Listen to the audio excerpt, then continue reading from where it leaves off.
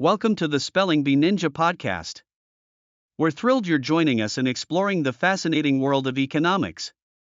Each week, we dive into topics that shape our financial landscape, empowering you with knowledge and insights to navigate the economy confidently.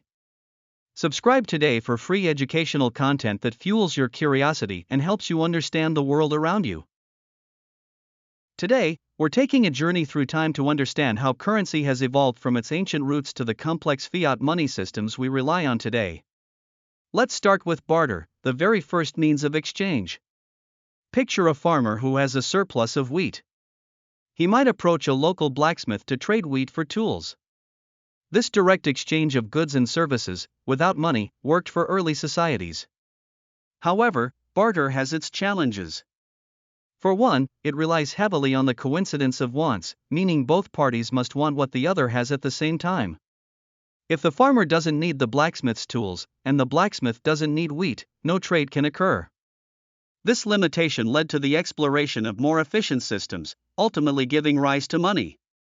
With the introduction of commodity money, objects with intrinsic value began to serve as a medium of exchange. Think of precious metals like gold and silver, or even everyday items like salt, cattle, or seashells. Commodity money had a tangible value, which made transactions easier and more efficient. Gold, known for its durability and divisibility, became a particularly popular choice. But as economies grew, the need for a more robust system emerged. This is where the gold standard comes in. Under the gold standard, a country's currency was directly linked to gold. Essentially, paper money could be exchanged for a specific amount of gold. This system was prominent in the United States until 1971 when President Nixon terminated the convertibility of dollars to gold, a significant moment often referred to as the Nixon shock.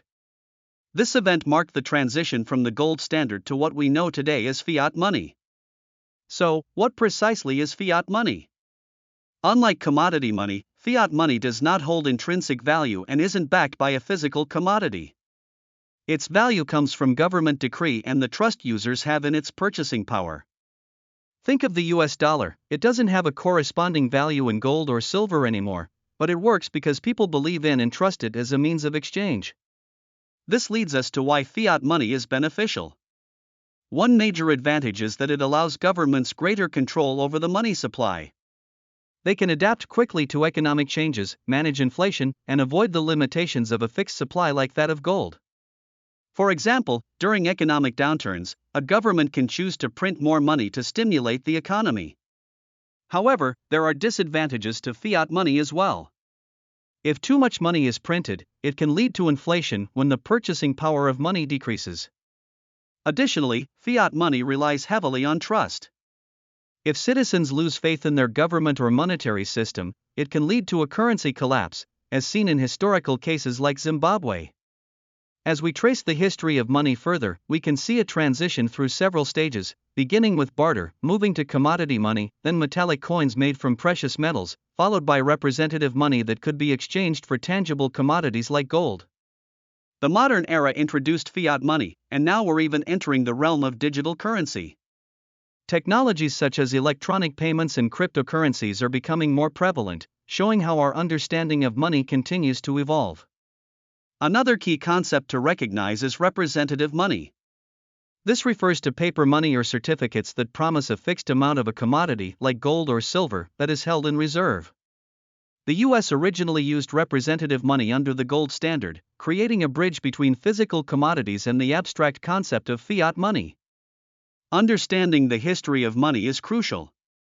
The choices we make regarding monetary systems can profoundly impact the economy, influencing inflation rates, economic growth, and overall financial stability. When you grasp the evolution of money, you can better understand the dynamics of today's financial systems and why trust in currency is pivotal. Today, we explored the dynamic evolution of currency, starting from barter to the introduction of commodity money and finally to fiat money systems. We discussed how each system evolved to address the limitations of its predecessor and how trust plays a crucial role in the effectiveness of money.